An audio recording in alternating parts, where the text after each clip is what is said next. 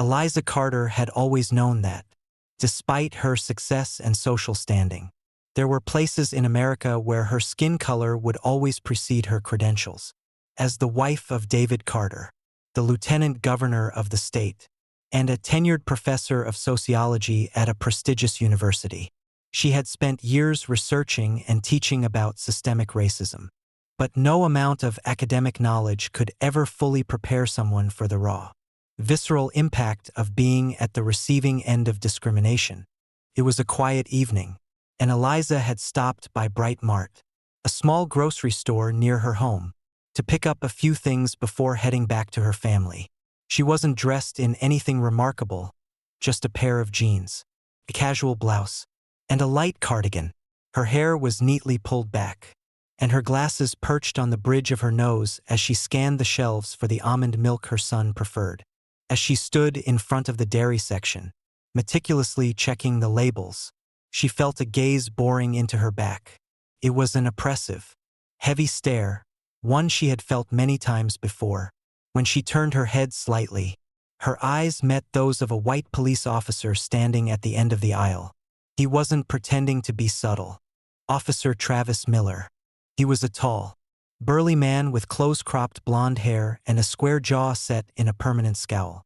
His uniform was crisp, his badge gleaming under the fluorescent lights. But it was his eyes that sent a shiver down Eliza's spine. Cold, assessing, filled with the kind of suspicion that required no justification other than the color of her skin. She turned back to the shelf, ignoring him. This was nothing new. But then, she heard it. The sound of his boots against the linoleum floor. Slow, deliberate, getting closer. "Excuse me, ma'am." His voice was firm, laced with authority. Eliza sighed internally before turning to face him, keeping her expression calm. "Yes, officer. Can I help you?" Travis crossed his arms, his gaze sweeping over her like she was a criminal caught in the act. "What are you doing?" Eliza blinked, caught off guard by the absurdity of the question. She held up the carton of almond milk in her hand. "Grocery shopping." Travis's expression didn't change. "I noticed you've been standing in this aisle for a while, looking around a lot, acting kinda suspicious." Her grip on the carton tightened. Suspicious? She had been reading labels, like any other careful shopper. "Excuse me?" she said, her voice steady but firm. "You seem nervous." Travis continued, stepping closer. "Mind showing me what's in your bag?" Eliza's heart began to pound, not out of fear, but out of anger. It was happening again. She glanced around, noticing that a few shoppers had paused, their eyes darting between them. No one intervened. No one ever did. "I'm not obligated to show you anything," she said, keeping her voice even. Travis's expression darkened. "So, you're refusing to cooperate?" Eliza took a slow breath. She knew how this went. She had seen it play out in the news too many times. A black person refusing to submit to baseless authority was often deemed a threat. She held her ground. "Officer, unless you have probable cause, you have no right to search me." Travis's jaw twitched. "Lady, I'm giving you a direct order." And then, before she could react, he reached out and grabbed her wrist. Pain shot up Eliza's arm as Travis's grip tightened. The sudden aggression sent a wave of fury through her veins. "Let go of me," she demanded, struggling to wrench her hand free. But Travis was stronger, his grip unyielding as he yanked her forward, nearly making her drop her grocery basket. The shoppers nearby froze, some quickly turning away, pretending not to see what was unfolding. Others hesitated, their faces riddled with uncertainty. A store employee, a young white woman in a red uniform, gasped audibly. She hesitated before calling out, "Sir, is there a problem?" Travis ignored her. Eliza fought to remain calm. She knew what could happen if she raised her voice. If she resisted too forcefully, the wrong move could end in handcuffs or worse. "I will say this one more time," she said through clenched teeth. "Let go of me." Travis scoffed. You people always act like you're the victims. Just cooperate, and this won't be a problem. You people. The words slammed into her like a slap to the face. Her nails dug into her palms as she clenched her fists. I am going to file a complaint, she said sharply. Travis smirked. Go ahead. But first, you're coming with me. Before she could protest, he shoved her against a nearby display shelf. The force knocked several cereal boxes to the floor. A chorus of gasps rippled through the store. Someone pulled out their phone, the recording light blinking ominously. Eliza's breath hitched as pain radiated up her side. But she refused to give him the satisfaction of seeing her crumble. You're assaulting me, she managed, struggling to regain her balance. You're resisting arrest, Travis shot back. Which, in case you didn't know, is a crime. Eliza laughed bitterly despite the pain. Arrest? For what? Buying almond milk while black. Travis's eyes flashed with anger. Put your hands behind your back. Now. Eliza froze. She knew she had two choices. She could fight, risk escalating this into something worse, or she could comply, knowing that even then, justice was far from guaranteed. For a brief second, she considered calling David, but she already knew that a call to her husband wouldn't undo what was happening in that moment. And so, with a heart pounding in both fury and despair, she raised her hands slowly. Travis yanked her arms behind her, too forcefully, and snapped the cold steel handcuffs around her wrists. Click, click. She was under arrest. Eliza was led through the store, her wrists bound, her dignity stripped away with each step. Customers parted as they passed, their expressions ranging from horror to indifference. Some whispered among themselves. Others hurried to capture the moment on their phones. She held her head high. She wouldn't let Travis see her broken. Outside, the evening air was sharp against her skin. A police cruiser idled at the curb, its red and blue lights flashing ominously. Travis pushed her forward. Watch your step, he muttered mockingly. Eliza didn't reply. As the door slammed shut behind her, she exhaled slowly. She would fight this, and Travis Miller would regret every decision he had made that night. David Carter had been in the middle of a late meeting at the governor's mansion when his phone rang. The number on the screen made his blood run cold. Eliza's lawyer. He answered immediately. Mr. Carter, I need you to remain calm. The voice on the other end said cautiously. David shot to his feet, already sensing what was coming. Where is she? A police precinct downtown. David felt something in him snap. Within seconds, he was grabbing his coat, his mind racing. Whoever had done this was about to learn the consequences of crossing the wrong man. David Carter barely remembered the drive to the police station. His hands gripped the steering wheel so tightly that his knuckles turned white. His jaw clenched in barely restrained fury.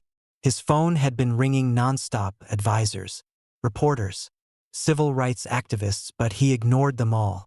There was only one priority at this moment. Eliza, his wife, his intelligent, accomplished, dignified wife, was sitting in a holding cell because some overzealous, racist police officer had decided she didn't belong in a grocery store. The thought made his stomach churn with fury.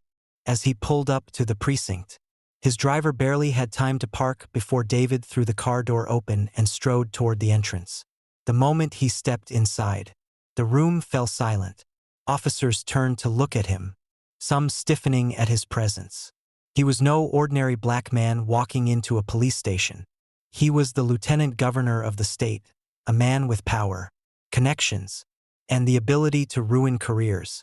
A young officer at the front desk looked up in alarm. Mr. Carter, sir, I want to speak to whoever is in charge. David interrupted, his tone sharp and commanding. The officer hesitated. Sir, David leaned in slightly, his voice dropping into something even more dangerous. Do I look like a man who is asking? The officer swallowed hard and quickly gestured toward a hallway. Captain Holloway is in his office. Right this way, sir. David didn't wait for an escort. He knew where to go. He had spent years working on police reform. He had been in meetings with precinct captains, chiefs, and commissioners, arguing over policies that would prevent situations just like this. And yet, it had still happened to his own wife. His blood boiled at the thought. When he reached Captain Holloway's office, he didn't bother knocking. He pushed the door open and stepped inside. The man behind the desk, Captain James Holloway, looked up from a pile of paperwork, his expression unreadable. He was a middle-aged white man, a career officer with decades on the force. The deep lines on his face suggested exhaustion. But there was something else in his eyes as well, resignation. David closed the door behind him, standing tall. "You will release my wife. Now." Holloway exhaled, setting his pen down. "Mr. Carter, I understand You do not understand." David's voice was sharp enough to cut through steel. "If you understood, she wouldn't be sitting in a jail cell right now." Officer Miller reported that she was resisting. David let out a bitter laugh, his anger barely contained. "Oh, really? Is that the excuse we're going with? That a professor, a mother, was so threatening that she needed to be shoved into a shelf and handcuffed in a grocery store?" Holloway didn't respond. David stepped closer, his gaze unwavering. "Let me explain what's going to happen. You are going to release my wife. You are going to issue a statement admitting fault. And you are going to make sure this never happens again. If you don't, I will use every resource at my disposal to bring this entire department down." Holloway's jaw tightened.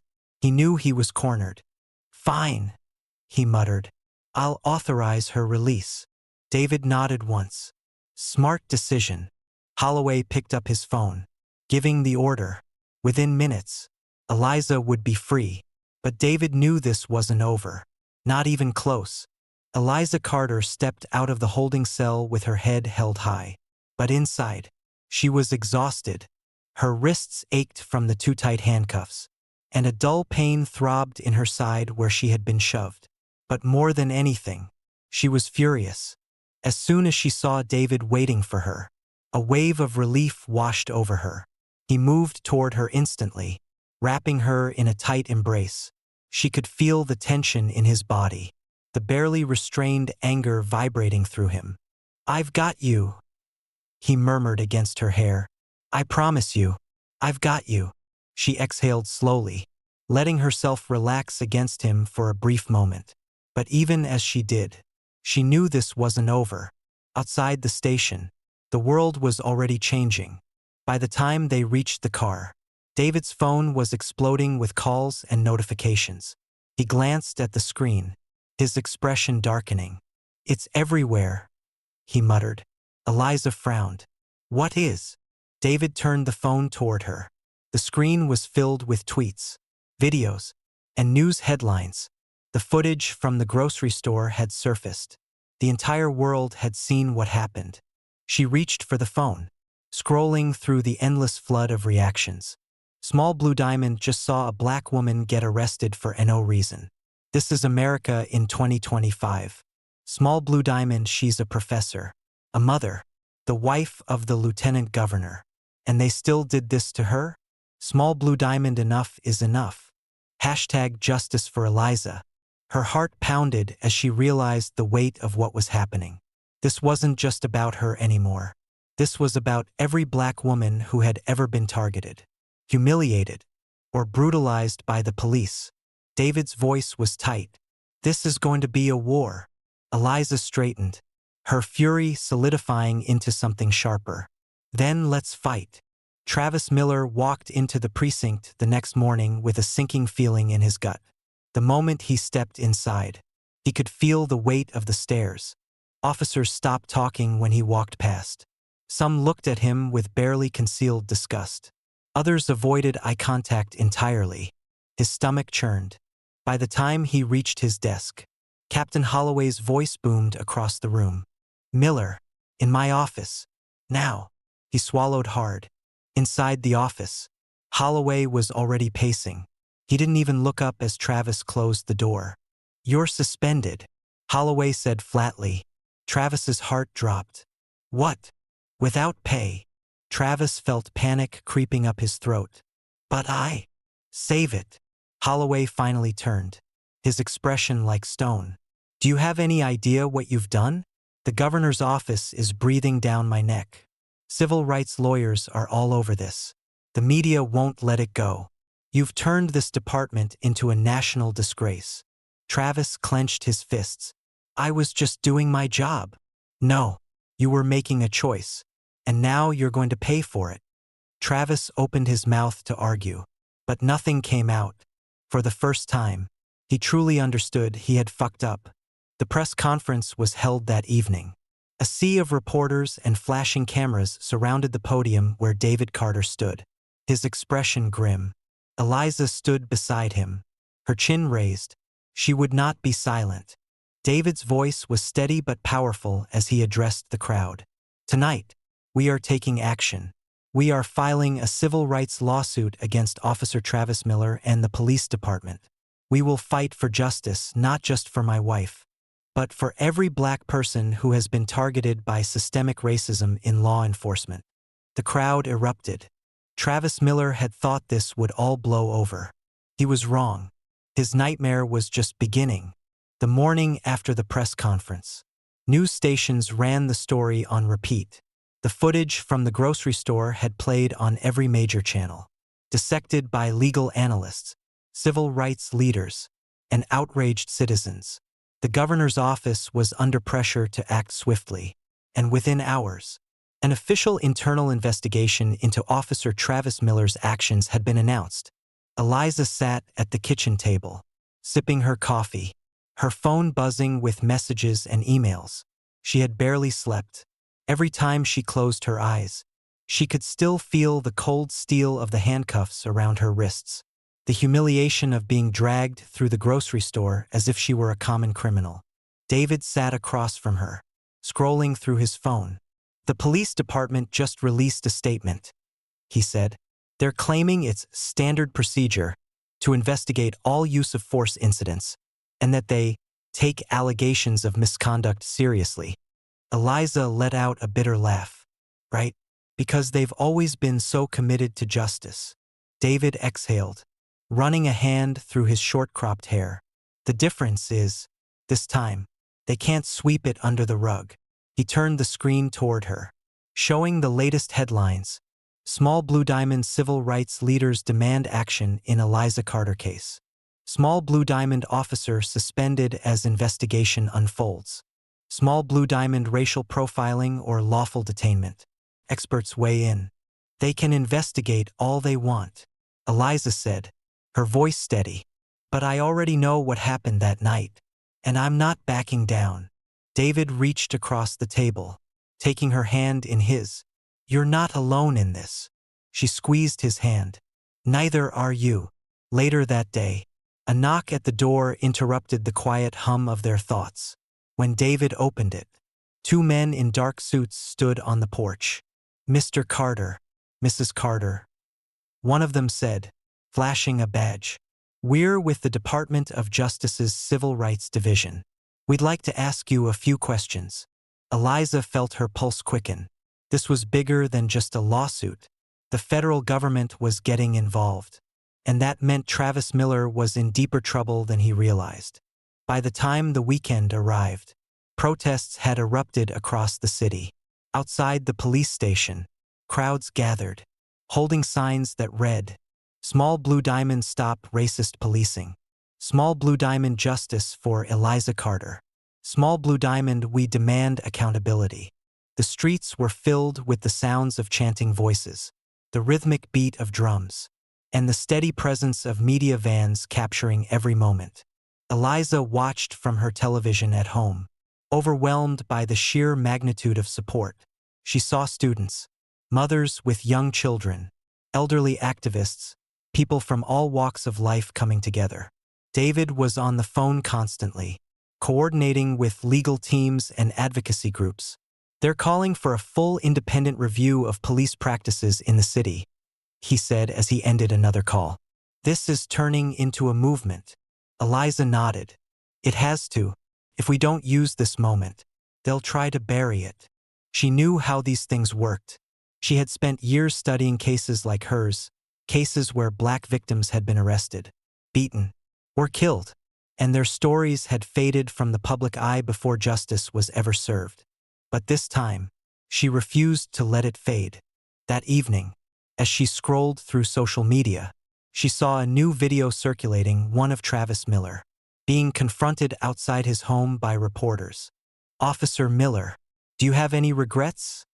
a journalist asked, shoving a microphone toward him. Miller's face was red, his eyes darting around as if looking for an escape. "I was just doing my job," he muttered before slamming the door shut. Eliza turned off the screen. "He's starting to crack." David nodded. "Good, because we're just getting started." The following week, as the legal battle intensified, David and Eliza's legal team received a crucial piece of information: Travis Miller's disciplinary record. Inside the thick stack of documents were years of complaints, use of force incidents, and patterns of racial bias. David sat in his office, flipping through the pages, his face growing darker with each one. "He's had at least 6 complaints of excessive force in the past 5 years. Eliza frowned. "And let me guess, none of them led to serious consequences." "Exactly," David said. "Each time, he got a slap on the wrist. And now, they're trying to pretend like this is an isolated incident." Their lawyer, Marissa Green, leaned forward. "This is damning evidence. If we can prove a pattern of discrimination, we're not just talking about one bad cop, we're talking about systemic negligence from the entire department." Eliza nodded. "Then let's prove it." The legal team moved quickly, filing motions to have the records admitted as evidence in their lawsuit. Meanwhile, news outlets picked up the story, and soon, national headlines read, "Small Blue Diamond Officer Miller's Troubling History Uncovered." Small Blue Diamond, a pattern of abuse. How many more victims are there? Small Blue Diamond, will the police department finally be held accountable? That night, Eliza sat by the window, staring out at the city. "I wonder how many people he's hurt that we don't even know about." David sighed. "More than we can count. Probably." Eliza turned to him. "Then we can't just fight for ourselves. We have to fight for all of them." David nodded, determination burning in his eyes. "Then let's win." As the evidence against him mounted, Travis Miller found himself completely isolated. His colleagues stopped speaking to him, afraid of being associated with him. His suspension had turned into a pending termination as the department scrambled to distance itself from the growing scandal. He sat in his small apartment, scrolling through the news on his phone. Every article, every headline, every news clip all about him. Small Blue Diamond suspended Officer Miller under investigation for racial profiling. Small Blue Diamond community demands criminal charges. Small Blue Diamond, will there be justice for Eliza Carter? His lawyer had warned him that things could get worse, that the Department of Justice might press federal charges, that the city could strip him of his pension, that he could face jail time. For the first time, fear settled deep in his chest. He had always thought that nothing would ever happen to him, that no matter what, the system would protect him. But now, the system was crumbling. His phone buzzed. A text from a former colleague. "They're turning on you, man. You need to get out while you can."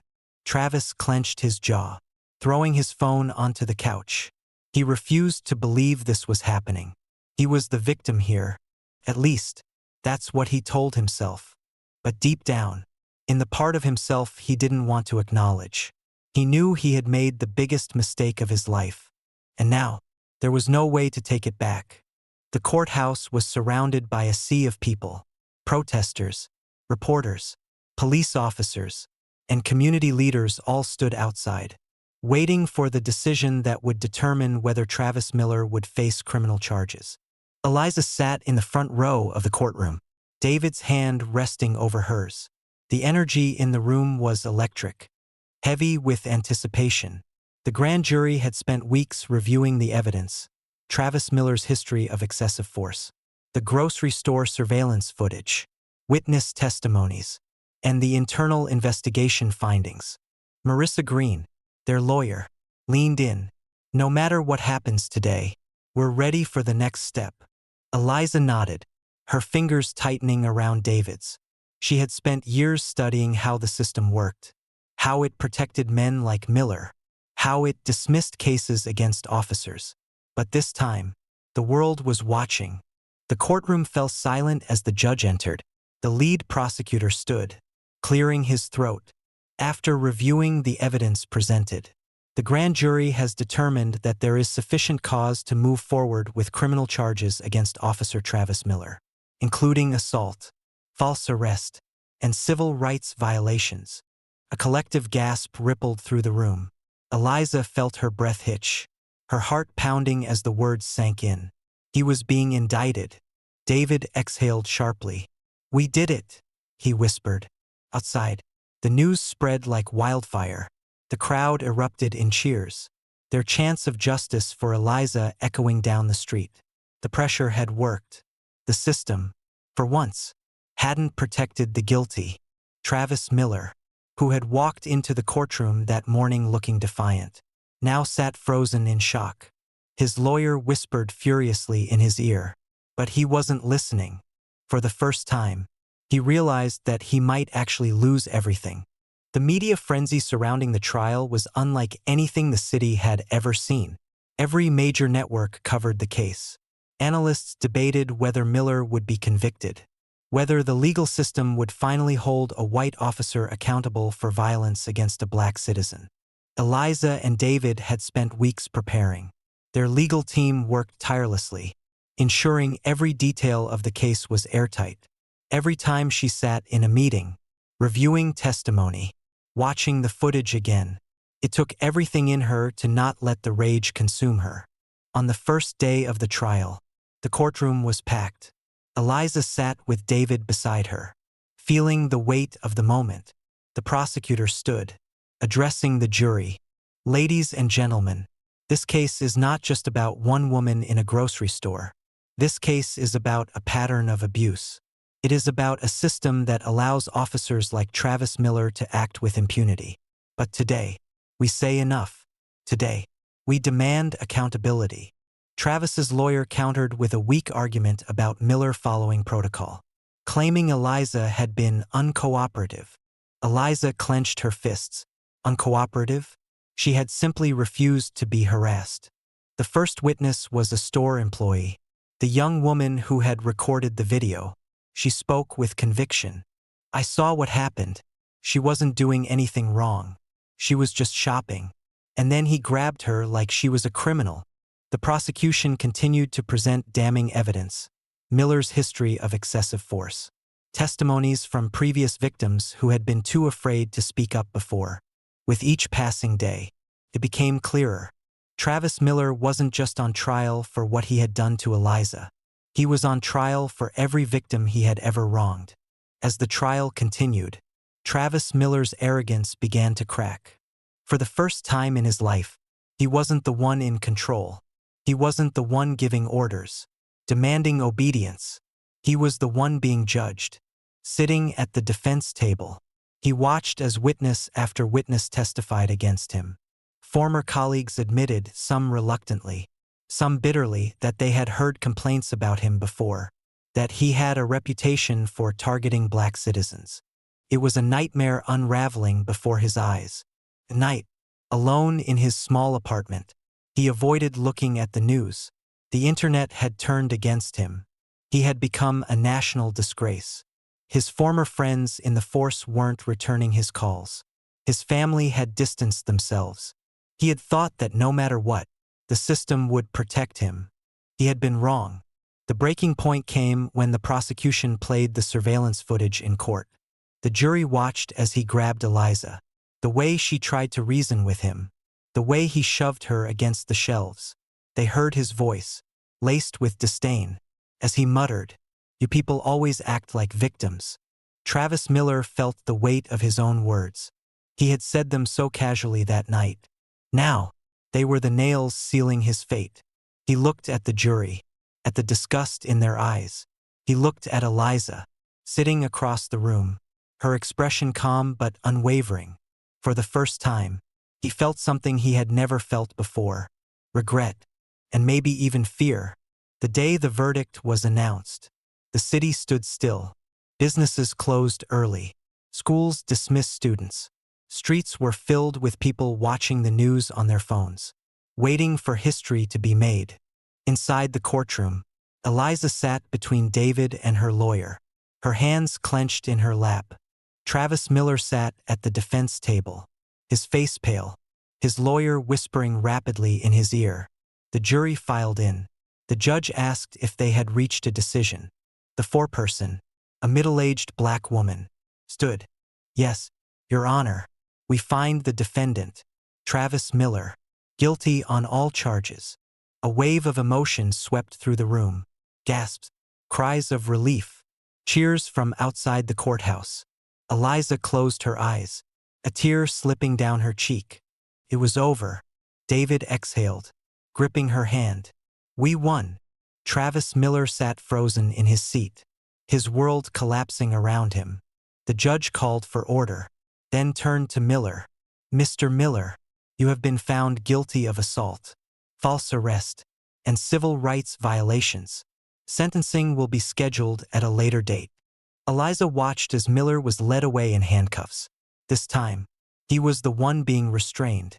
As they walked out of the courthouse, they were greeted by a roaring crowd. People hugged. Strangers wept. Justice, true justice, had been served. Eliza took David's hand and looked up at him. "This wasn't just for me." He smiled. "No, it wasn't." She stepped forward and raised her hand in a fist. The crowd erupted. This was more than just a victory. It was a reckoning. And it was only the beginning. The conviction of Travis Miller sent shockwaves through the city and beyond. It wasn't just about one officer being held accountable. It was about the entire system being forced to acknowledge its failures. For decades, officers like Miller had walked free, protected by layers of bureaucracy, union contracts, and silent complicity. But this case had changed everything. The police department was now under intense scrutiny, with civil rights organizations demanding deeper reforms. Eliza sat in her office, looking over reports from advocacy groups. Since the verdict, more and more victims of racial profiling and police brutality had come forward. Stories that had been buried, ignored, dismissed, now they had a spotlight. David entered the room, his expression serious. "The governor's office is pushing for an independent oversight committee on law enforcement. They want us involved." Eliza put the papers down, considering. "You mean they want us to help clean up their mess?" David sighed. "Pretty much." Eliza leaned back in her chair, her mind racing. She had spent years studying the injustices of the system, analyzing policies, writing about reforms. But now, she wasn't just an academic. She was a survivor, a symbol, a fighter, and this was her chance to change things. She nodded slowly. "Then let's do it. But on our terms." David smiled. "I wouldn't expect anything less." The fight wasn't over. It was just beginning. The courtroom was packed once again. Journalists, activists, victims of police abuse, all gathered to hear the fate of the man who had once wielded power without consequences. Travis Miller sat at the defense table, his suit slightly looser than before, his face gaunt. His lawyer had tried everything, pleading for a reduced sentence, arguing that he had no prior criminal record, that he had served his community. But the prosecution had torn those arguments apart. They had shown exactly what kind of man he was. When the judge entered, the room fell silent.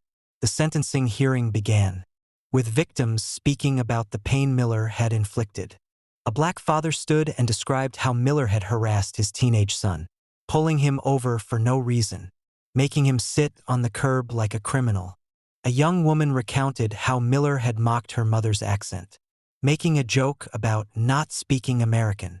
And then, finally, Eliza stood. She took a deep breath before speaking. "Officer Miller didn't just hurt me. He represents a system that has hurt so many others. But today, he is the one being judged. And that, at least, is justice." The judge turned to Miller. Travis Miller, you have been convicted of multiple charges, including assault, false arrest, and civil rights violations. You abused your authority and violated the public trust. Miller's jaw clenched, his hands gripping the table. For your crimes, this court sentences you to 15 years in prison. A gasp rippled through the room. Miller's lawyer shot to his feet. Your Honor, this sentence is excessive. The judge looked down at him. Tell that to the people whose lives he destroyed. Miller's face turned pale. The guards approached, handcuffing him. As they led him away, he turned his head slightly, his eyes locking onto Eliza. There was no arrogance left in them, no defiance, just defeat. Eliza held his gaze until he disappeared through the door. Justice had been served, but her work was far from over. With Miller behind bars, the fight for systemic change took center stage. The Independent Oversight Committee was formed, and Eliza became one of its most vocal members. Meetings were held with police officials, lawmakers, and activists. Policies were drafted to increase accountability, transparency, and proper training for law enforcement officers. David worked with the governor's office, pushing for legislative reforms, ensuring that the momentum didn't die down. The resistance was strong. The old guard of law enforcement fought back. Police unions decried the movement, claiming that officers were being unfairly targeted. Conservative media outlets painted Eliza as an agitator, calling her lawsuit a political stunt. But none of it deterred her. She traveled across the country, speaking at conferences, meeting with families of other victims. She listened, learned, fought. One evening, as she and David sat on the porch of their home, looking at the city skyline, he turned to her. Did you ever think this would be your life? She smiled, exhaustion in her eyes but determination in her soul. I never wanted this fight, but I won't walk away from it. David reached for her hand, squeezing it gently. Neither will I. Together, they watched the city lights, knowing that their battle was far from over. But at least, for the first time, they weren't fighting alone. 1 year later, the world had changed. The police department had undergone its biggest overhaul in history. New policies were in place: body cameras, independent reviews, stronger oversight. It wasn't perfect. Racism wasn't gone. The struggle wasn't over. But the fight had shifted. No longer was it a whispered complaint behind closed doors. It was a movement, a demand, a force that couldn't be ignored. Eliza stood in front of a packed auditorium, preparing to give a speech at a national justice conference. The room was filled with young activists, scholars, and survivors, people ready to keep pushing for change. She looked at the crowd and took a deep breath. 1 year ago, I was arrested for shopping while black. She began. But what happened after that changed everything. She spoke about resilience, about justice, about the power of standing together. And when she finished, the room erupted into applause. As she stepped off the stage, David met her with a proud smile. You did it. She shook her head. We did it. And with that, they walked forward into a future that was still uncertain, still difficult, but undeniably brighter. Because this time, the world was listening, and they would never be silent again.